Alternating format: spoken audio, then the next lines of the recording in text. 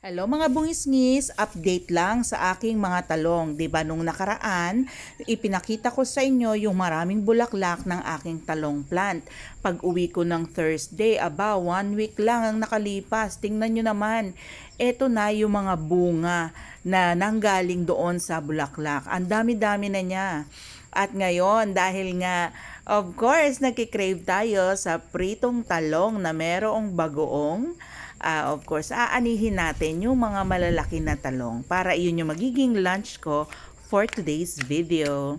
At iyan, 'di ba? Ang dami na niyang talong. Totoo talaga na kapag meron kang itinanim, meron kang aanihin. Alam nyo ba kung magkano rin ang matitipid natin dyan? Sa ngayon, 25 pesos ang kalahating kilo ng talong ha. Pero kung aalagaan mo or matututo kang magtanim, sa totoo lang, marami ka talagang mapapakinabangan at masisave. By the way, ito nga palang talong na to, kaya siya nabulok. Hindi yan nabulok dahil pineste. Dahil kapag nadidiligan, natatalsikan siya ng tubig. Kaya yun, medyo nabulok siya. So, kaya tatanggalin na natin siya para yung ibang energy naman ay mapunta doon sa mga iba pang bulaklak.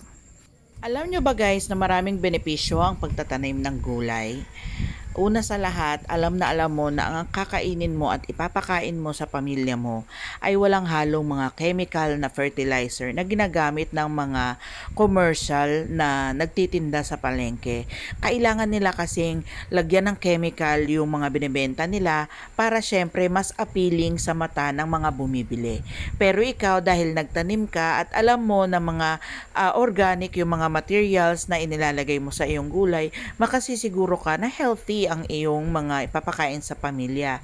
At pangalawa, hindi mo kailangan bumili ng marami. Kung kailan mo lang kailangan, tsaka ka lang aani.